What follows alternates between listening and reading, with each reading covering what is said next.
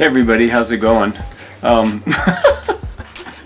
Welcome back to another episode of Scott Campbell's lessons on window painting and drawing. And this week I'm doing a pencil character since it's back to school. And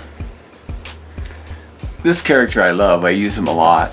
I even have a tattoo. I don't know if you guys noticed, of a pencil. Oh, there it is.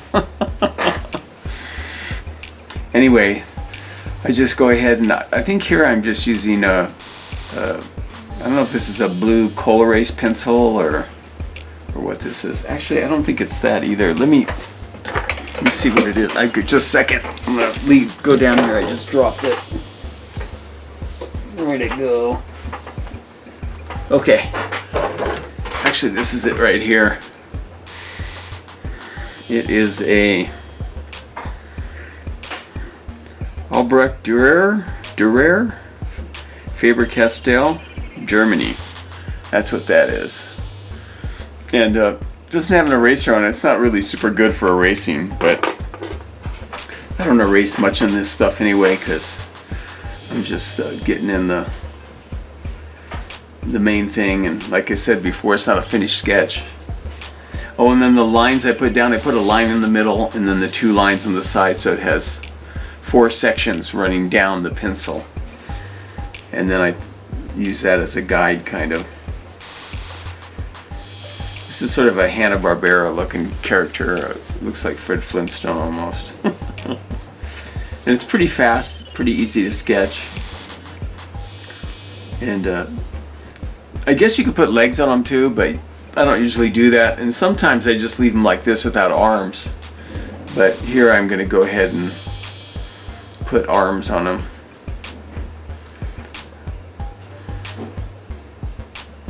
I use that method pretty much like animators use. I use different shapes and stuff and kind of build it, like three-dimensionally. Like that Walter Foster book. This sucker. And talk about that. If you haven't seen that before, then get your hands on that. It's the animation by Preston Blair. Learn how to draw animated cartoons. I think I talked about that before.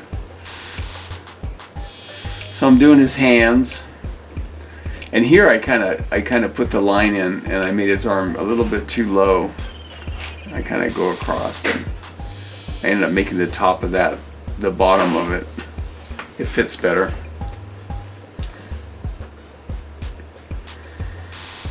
So I don't know if I'm going to do any other back to school characters. I might. I'm actually working on my ebook right now, my new ebook. It's going to be a back to school sketchbook, but not just back to school. It's going to be fall characters like owls and squirrels and foxes and trees and things like that. And it will have pumpkins in too, but not jack-o'-lanterns. There's no Halloween in this one because I have the Halloween sketchbook.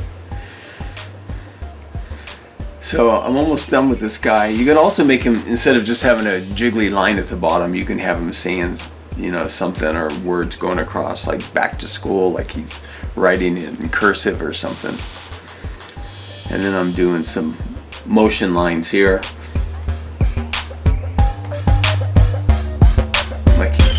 Flying across the page.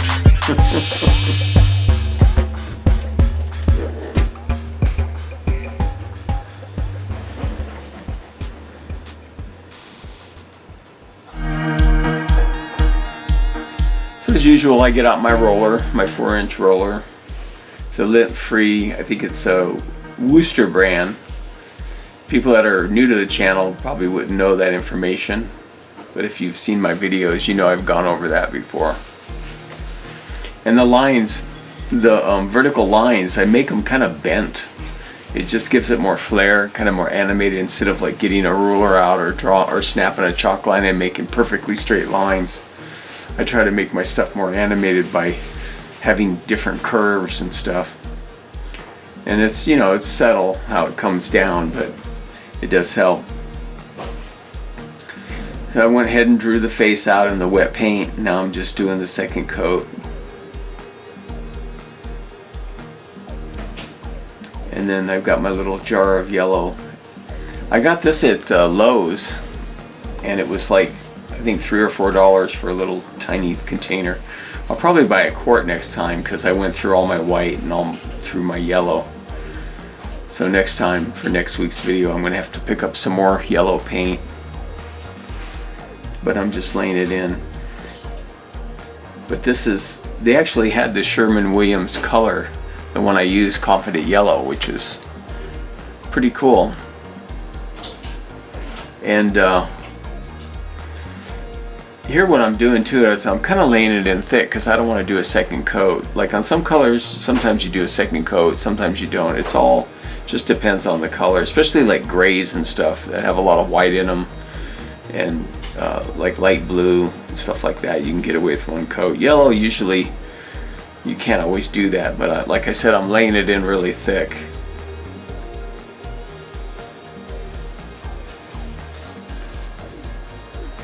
And unlike the last week's video, I'm doing this one all in real time. I think last time I sped it up like slightly. But this is a more simple character than the previous 3 videos, the previous lessons. So I can afford to do it in real time. And the GoPro does skew it a little, but I do like the GoPro, the quality of it. But sometimes I use my camcorder too, or I use my phone. But here I'm just kind of, like I said, laying it in thick. I've got to get some more brushes too, because this is like my last outlining brush, and I'm using it for doing shadows now. Because I'm getting more, it's almost like I'm just basically outlining it. And then on the bottom I do it a little bit thicker. But then I outline it with black too. But when I was working as a commercial window painter, I act like that was so long ago. When I was working as a commercial window painter, I used the foam brushes a lot because they're quicker and I turn them on end. But this is fun to do because I can get these really clean, thick and thin shadow lines.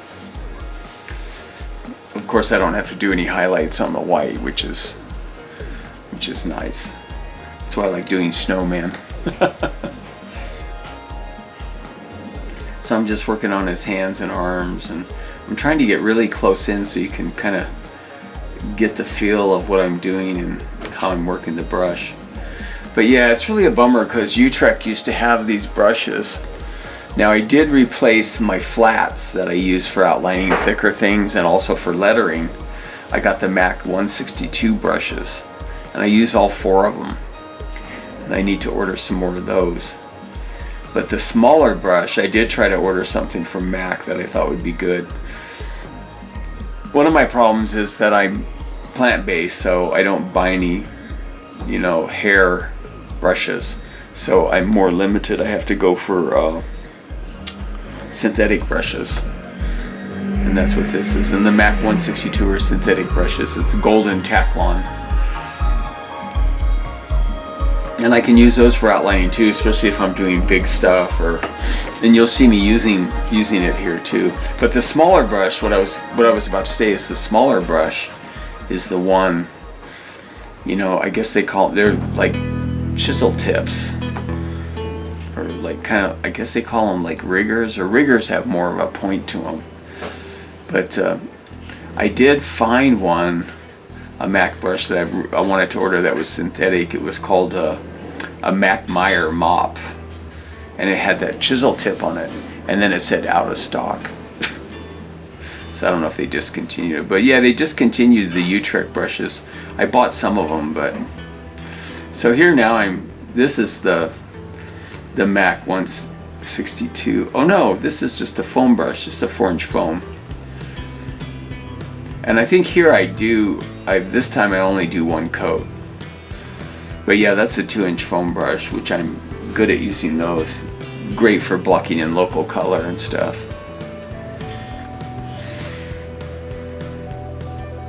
So I got all the white outlined. Now I'm doing his tongue too. I'm using the same the same color as the eraser as his tongue. Whenever you can do that, use the same color. Go ahead for it if you can get close. Then here I took, put together a brown, kind of a tan brown color for the exposed wood of the pencil. And this 2-inch foam brush again. But yeah, I'm trying to get in really close so you guys can see it and try it. I want these series of lessons to be more close in and stuff, and try to do them in either real time or only speed them up slightly so you can see what's happening. And then I have a darker version of that. I'm kind of just doing wet on wet. Sometimes the wet on wet takes longer, but it looks cool. It gives it a more kind of realism to it.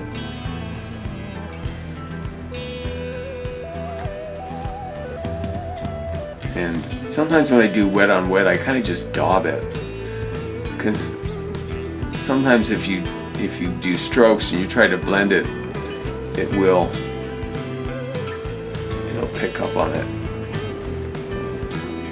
But not too bad here. I gotta have it come down different on the tip though. Yeah, there we go.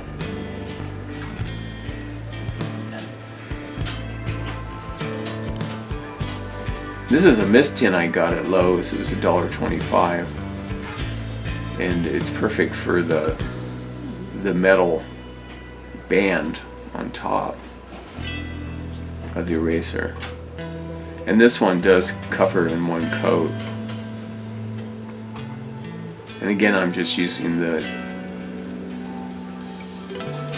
4-inch poly brush. Those things are great. And again, if you're new to the channel, you want to get the poly brush brand. You don't want to get the cheap foam brushes. Sometimes you see them, they look just like the poly brush brand, but they're not. And they're just kind of really floppy, the paint just like. But these are more stiff and kind of responsive. I got rid of most of my brushes when I moved, but I kept a few of these, but I think I have 1 or 2 left. I just keep washing them, you know, right while I'm working too. Here I'm just going over the second coat of the eraser, and I left the white as a highlight. Sometimes I do that, especially like with hair and stuff. If I'm painting it black, I'll paint blue and then I'll leave part of it exposed and just leave the highlight of blue if I'm painting like black hair or something.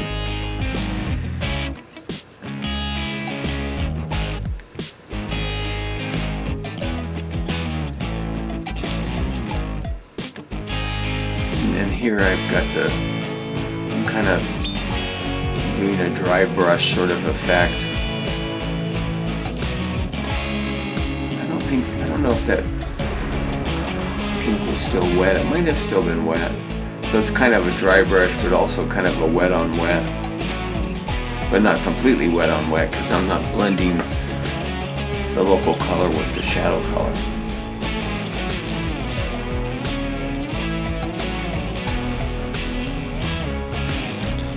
Then I did the same thing on the tongue. I just used it as this shadow color. But now I'm going in, and this brush is the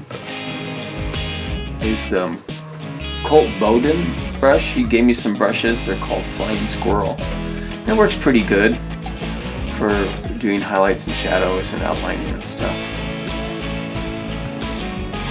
But yeah, I really miss the U-tip brushes I had. They were like a chisel tip. They were so cool. I used them for years in Portland, and then after a while they just discontinued them. So here I'm doing the same kind of idea that I did on the eraser, sort of a blendery dry brush feel. And then I'm gonna do the shadow there. On stuff that's kind of more straight, I usually just use this is Oh, I think before I said I was using a 4-inch foam brush, but it was a 2-inch foam brush. This is the 1-inch foam brush. And I'm just kind of working it to make it match with the eraser on top. And I think I only do 1 coat of that one too.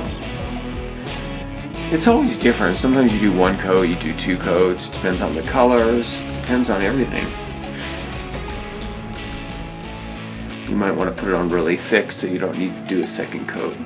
But since I'm just doing these lessons, I can afford to experiment and do all kinds of stuff. Now I'm just doing some highlights. Cartoon highlights. But yeah, I'm trying to get close in on the image so you can see what I'm doing. But in a second here, well, I'll show you in a little bit. I mess up when I start outlining the eyeballs because I tried to get too close. So here I used that gray, same thing on top, and did the thing on the pencil tip.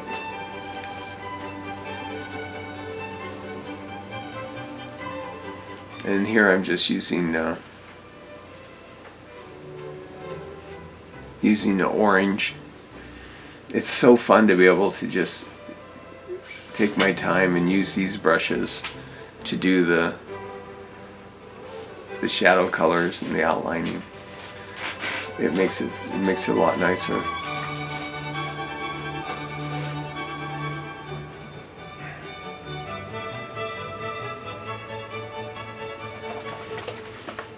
It gives it a cool feeling.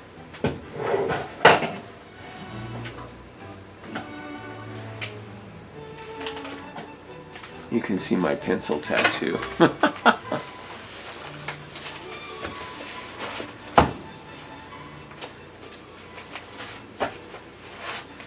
Like usually when I do the shadow under the, like something like that band, I would just use a foam brush. But I am going to use a foam brush when I come down the side. You'll see.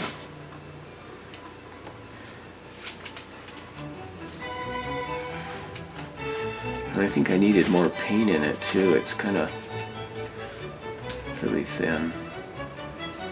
I flipped it over and there was more paint on the other side because you can see it's darker on the bottom.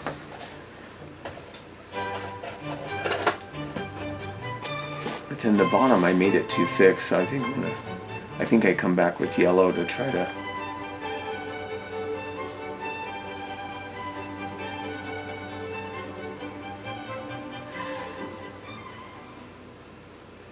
and then I just do the other lines. So it's still kind of broken up in 4 sections. I did the top there too.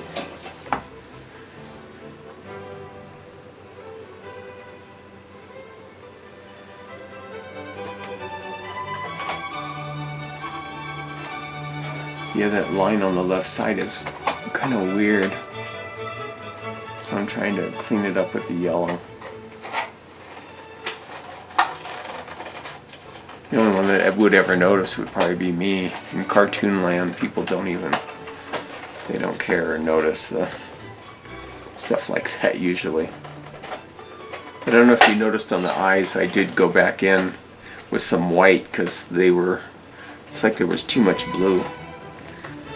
Hard to see, but this is the highlight. This is a really, really light yellow. I could have just used white for the highlight on the yellow too.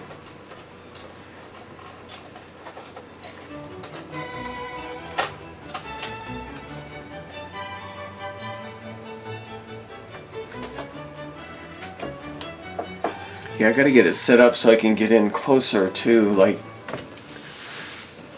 I want you guys to be able to see really close in. I had this wrist thing for my hand that I could put the GoPro on, but it just didn't look good. It looked weird.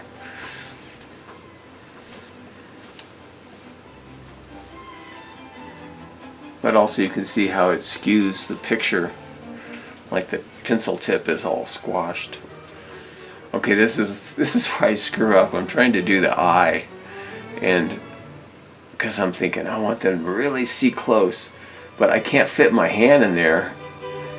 And so I go all wonky.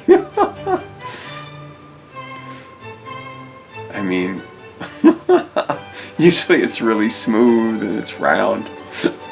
So I have to go back over it, but I end up leaving it because I just like, it's too much trouble. Now you can see the other side. It's just one nice stroke because I'm not trying to dodge the camera.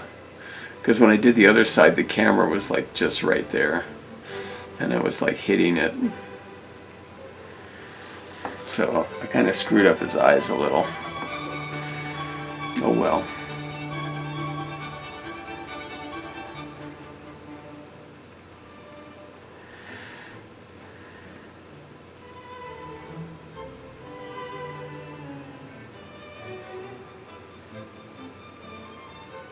See, I have to point it out to you.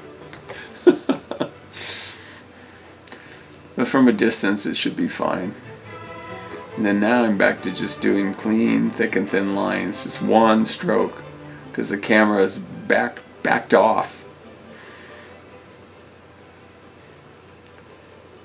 And if I have room, I can do that. I feel free and I don't feel, you know, encumbered or whatever you call it, where it's like you're claustrophobic and it's like you're getting squashed.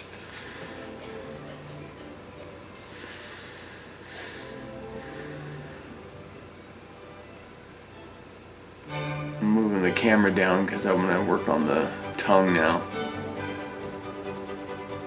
A lot of my characters look the same. They usually have the same pose and whatever, the Mickey Mouse pose. And I just think it looks good. It's effective, and it's a very eye-catching 3/4 view. It grabs people's attention.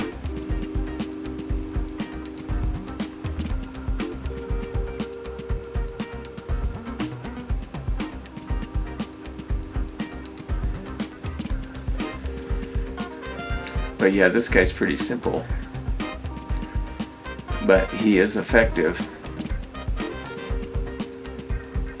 I love doing this one hand. It's just, it feels so good. It's so smooth. Now I'm back in shape here. Here we go. Woo!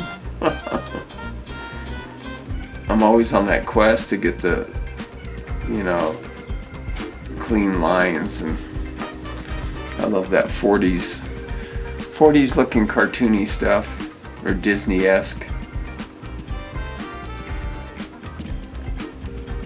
or MGM cartoons like Droopy the dog.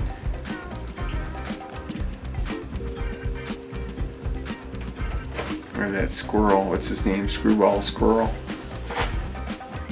I did some pictures in my new ebook of Screwball Squirrel, like a version of him. I wonder if I'll get in trouble for copyright.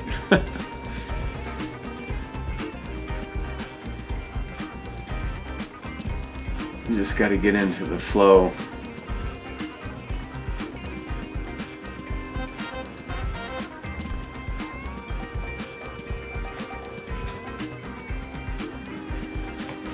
I like doing this part. It's comfortable.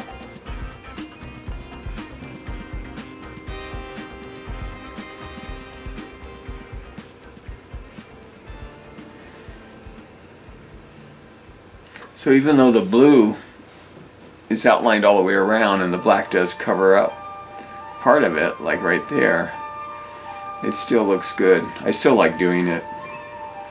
And like I said before, I can afford to do that now. I have the time, because I'm just doing one single character. And I'm hoping these videos will be beneficial for you guys. You know, it looked really cool before I put the black line on it, because it's all blendery and stuff. But once I put the black line, it just sort of doesn't look as good. It's been a long day. It's pretty late. It's about, I think about 11 o'clock on a Saturday. I've been busy all day working on this. Well, off and on, I was doing other things too, cooking, cleaning. Now here I decide, I just don't like the way it looks, so I'm gonna paint it in. Well, first I do this, but I'm gonna go back to the pencil lead. It looks really weird to me. So I decide I'm just gonna paint this sucker in. But I do leave a little gray, just a tiny sliver of gray for a highlight. But then I did forget, I should have put a highlight on the pencil, the wood part of the pencil too, but I didn't. Right along here. This is all the way up where I should have put the highlight, but I didn't. So these are the 3 brushes I'm using. I think that's a 1/2 inch, 1/4 inch. Those are the MAC 162. And then the smaller brush, I'm not sure what brush that is. It might be a leftover U-Trek brush, but I'm not sure. But it's like a chisel tip. That's for the finer, more finer outline. But for the bigger outline like that, I'm using a 1/4 inch. And now I'm switching over to, I think this is a 1/2 inch MAC 162 for like outlining kind of more straight lines and stuff. And then I can get like, turn it sideways because it's a flat, and I can get these big bold lines. Or if I turn it sideways like this, I can get really clean thin lines.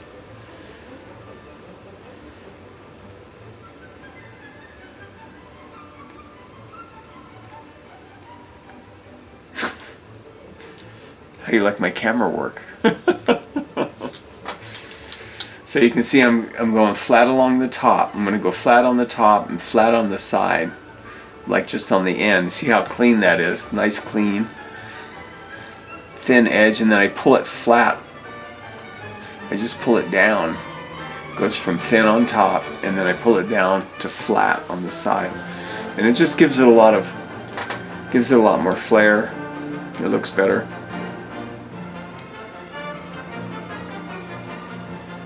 Sometimes I do that. I'm like, making sure I can pull the line and get it straight. I want to try and get it straight, or at least close the first time, because I can come back and go over it a little, but it's really cool if you can just pull a line and do it the first time.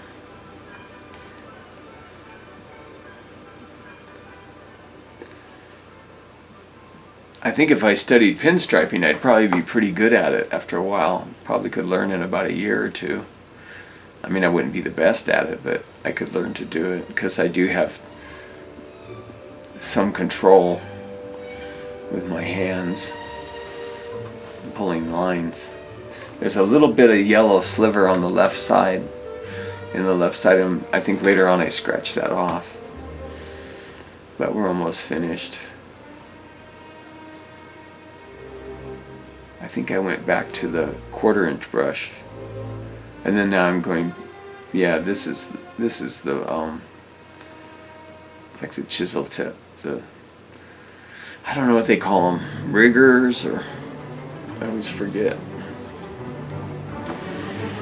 It's just hard to find a good brush, I really wanted to try that Mac Meyer brush. All right, thanks for watching. I appreciate it. See you next time.